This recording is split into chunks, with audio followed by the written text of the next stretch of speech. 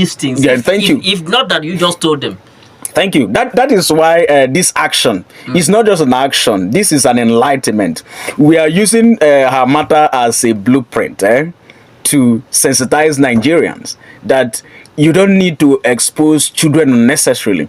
Even aside the provision that you have to get the consent of the parents, aside that provision, the Child Rights Law and Act presupposes that the utmost consideration while dealing with children is the best is consideration of the best interest of children. Sometimes even if the parents yes, it is true that the parents are allowed to decide for the children, but if their decision is not even in the best interest of the children, the law will also we step in. You understand? There are some cases in Nigeria where parents are seen to be irresponsible and they are denied custody. You understand? Yes, because our laws respect the right of children. But the problem we have is a problem of enforcement. Enforcement of these laws. Okay. Yes, the problem of enforcement. If we begin to enforce the child rights, okay, you will see that a lot of things will change in Nigeria. Branding children witches, all these things they do. I think I heard talking about branding children witches. There's Okay. some parts in Akwa Ibom State that we have this disturbing, excuse me, this disturbing issue of always calling children witches. You know, they say they fly and all that. I've never seen anybody fly before. I don't know how they get to know that children are, some people fly. Because sometimes I come out at night, I look at the sky, I only see birds. I don't know whether they are Exactly. So, in Akwa Ibom State, a lot of people, we have gone for a lot of investigation about this. We've talked about it several times. Wow. About, tagging children witches. So you talk about the enforcement. Yes. Why did the Nigerian government has never done anything in regards to that? Because I don't want to mention a particular local government whereby when you go, we talk about the issue of Almajiri in the north. This particular local government I'm talking about in Akwa Ibom State, you go there, you see children walking on the street. And when you ask what happened, they say those are witches.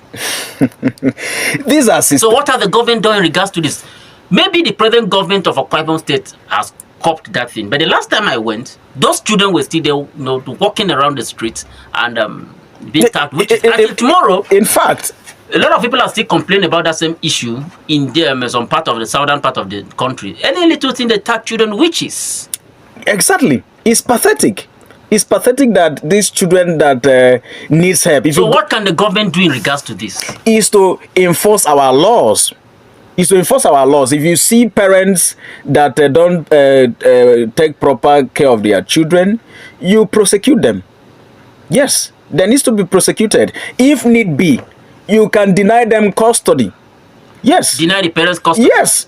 If a parent, that is if a government makes some provision. Take for instance, the government can make education free for children from in reality or not government, in not government. That's why I said in reality, not in paper. You understand? Because if you look at the Child Rights Act, Okay. right to education is also guaranteed to some extent. Right to free basic education is guaranteed. In fact, from primary school to JSS3, So basic if education. a child is not sent to school, what happens to the parents? What is the punishment? It's supposed to be meted, to that. They should be prosecuted. Is child neglect. So is the Nigerian government not aware of what is going on in the northern part of the country? That is the problem of enforcement. That is why sometimes NGOs step in to do something, but it is not enough. So if sorry, you say it's not enough, you're about saying something. But if the government cannot enforce the issue of the right of a child to education, what do you expect them to do in the aspect of deliverance? Well, it is high time. Just that, Nigeria, we have this sort of Stockholm syndrome. You understand? We go about fighting the freedom fighters. You understand? Instead of